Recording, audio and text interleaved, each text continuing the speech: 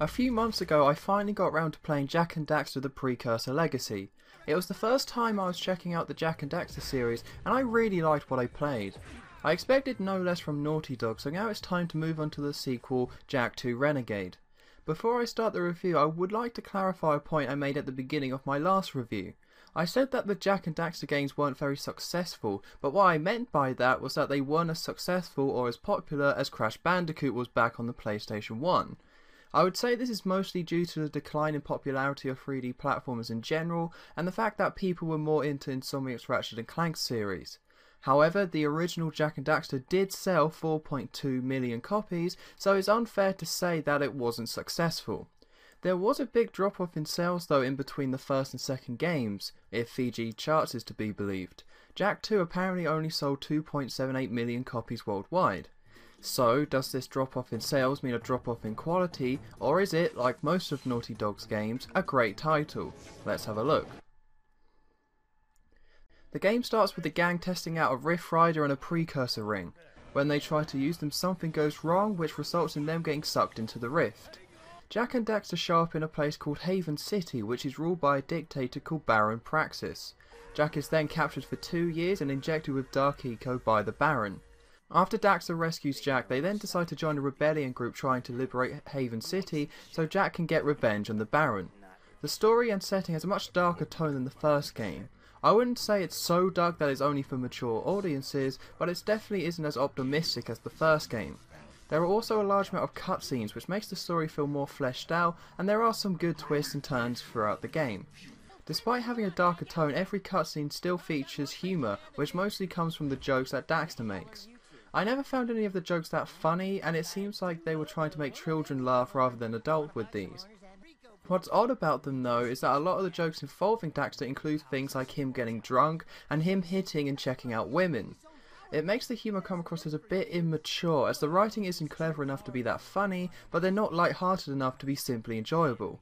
The humour doesn't bring down the story though, as the plot, while nothing worthy to be in a film, is done really well. There have been a lot of changes to the gameplay from Jak and Daxter 1. There is a lot of gameplay style, so let's start off by looking at the platforming sections. The first game was mostly focused on platforming, but for Jak 2 they now only make up a small percentage of the game. The platforming though is as good as it was in the original, as the controls are tight and it's just fun going through the levels. The collecting has also been toned down a lot, so you no longer have to search every square inch of a level to find everything. Instead you mostly have to focus on reaching your destination. There are still precursor eggs, but there aren't as many as there were, and they're only used as a collectible to gain access to unlockables. That is pretty much everything that was kept the same, and it's a case of it worked then and it still works now. So instead let's move on to what they changed for Jak 2. The biggest addition to the core gameplay is being able to use guns. The only gun you get is the morph gun, but it has 4 different modes, with one being a shotgun, one being a standard rifle, one being a machine gun, and the last being able to shoot out electricity. While I can see what they were going for by adding guns, for the most part they were a pretty terrible addition. The controls are the exact same as they were in the first game, which was a platformer, meaning the controls don't work well in gunfights. As you are using guns, so are the enemy, but there's no easy way to avoid their gunfire, and when you're in the middle of a gunfight, it can get a bit messy and chaotic. You can roll out of the way, but due to the large amount of enemies in any area, you'll either roll into an enemy causing damage, you'll get hit by gunfire you didn't see, or you'll roll off the side of the level, as it's still designed like it's a platformer. It means getting hit rarely feels like it's your fault, as it's easy to get hit, which also makes dying quite frustrating during a gunfight. There were 2 easy fixes to make the guns fun to use. The first would have been to introduce strafing, and the second would have been to have a proper lock-on system. It would make fights feel more skillful rather than a complete mess, as while there is an auto-aim system, it's very loose, so most of the time you just miss. The auto-aim system would have been fine if it also didn't mean you had to wrestle with the camera half the time to make sure you're aiming at enemies properly. It's embarrassing that Naughty Dog could think they could just replace the melee combat with using guns instead and change nothing about the controls and level design. Let's take a quick look at the Ratchet & Clank series so people who didn't have a problem with the guns in Jak 2 know what I'm talking about here. In Ratchet & Clank there were platforming areas, but if you were in an area where you had to shoot at enemies, the controls and level design accommodated for it. You could strafe or jump to avoid gunfire, and areas were either large enough for you to have a good distance from the enemy so you can shoot at them properly, or there would be things to be able to take cover behind. The game also paused when you switch weapons, so you could be tactical with your weapon choices depending on who you're fighting. And even when the game did get hard, it didn't get annoying, as when you died, all the experience you earned on your weapons, you keep. Jak 2 has none of these elements. It's just a platform where now you have to shoot at enemies instead, and using the guns just isn't fun. Now the guns might have been okay if it wasn't for the game's annoying difficulty. Something that was improved from the original is the health system. You no longer need to collect green glowing orbs, instead you just find health in boxes throughout levels. Despite the health being a lot better, this game overall is a lot harder, but not in a good way. The checkpoints are surprisingly harsh, as there are some missions you have to complete entirely without dying, but there will be instant kill pits, and with how loose the gun mechanics are, it's easy to get killed cheaply. For the majority of the missions, there always seemed to be something about each one that made them frustrating rather than challenging. There's one where you're in control of a turret shooting down flying enemies, but the aiming was way too loose, the enemies unnecessarily took several shots to destroy, and they could also fly underneath you so you can shoot at them, but they could still shoot at you. Another example is that during one level the game switches to a view of the turret that is chasing you. It's far too easy to get hit by the turret's bullets, and then the game makes you have to avoid moving lasers at the same time, but there's too much going on at once, so it ends up just coming down to luck. You still want another example? I can do this all day. Well, there's also another mission where you're in a large open space and you have to drive around and destroy these blue things. You can drive into them, but the best way to blow them up is to shoot at them, but the auto-aim always has trouble locking onto them because of how loose it is, so you have to get really close, but there are red mines surrounding them. If you fail the mission though, the game doesn't resupply you with ammo, so if you run out of ammo you have to quit the mission, go get some more, and then come back to it. I could make these complaints for most of the game's missions, as there was always something standing in the way of me enjoying the game. I was using the word missions instead of levels, as the game's structure is also completely different from the first one.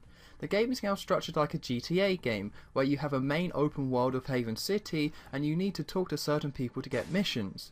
Once you receive your missions, you then drive to the right location, complete the tasks you've been set, and then return to them. Each area has several different missions taking place in them, but the design of them is good enough so the missions are still linear, so you never get lost and confused even though they are large open areas. While I like how the levels are put together, I can't say I like the open world. Haven City is fairly large, which results in a lot of downtime when driving in between missions. At the beginning of the game it's no problem, but as the city opens up more, it becomes very tedious having to drive everywhere. It wouldn't be that big of a problem if the driving was in any way enjoyable. As you drive hover vehicles, there's no handbrake and the turning feels again very loose. Once again, it wouldn't be a problem if the city wasn't so heavily populated. It's impossible not to either smash into walls or other drivers as you travel between locations, and it becomes very annoying very quickly. It also doesn't help the fact that there's a police system, so if you hit any of the guards accidentally, then they will all come after you. None of these problems are too bad by themselves, but when you put them all together, the fact that the city's too big, the driving controls aren't good, there are cars everywhere in your way, it doesn't take much for the guards to come after you, and add on top of that each vehicle is very weak and can't take much damage, it means that most of your time in the open world is just terrible. Due to all the dark eco that was injected into Jak at the beginning of the game, Jak can now turn into Dark Jak. Once you collect enough purple orbs, you turn into Dark Jak, and he has very powerful melee attacks. I don't have too much to say about Dark Jak, as it isn't that big part of the game, and it's just something to help you out from time to time if you're up against a large group of enemies. Now, I mentioned before that most of the missions aren't fun to play, but that doesn't mean I never enjoyed playing the game. The amount of variety is very impressive, as there are many different gameplay styles here, including a hoverboard that you can use, which is pretty cool.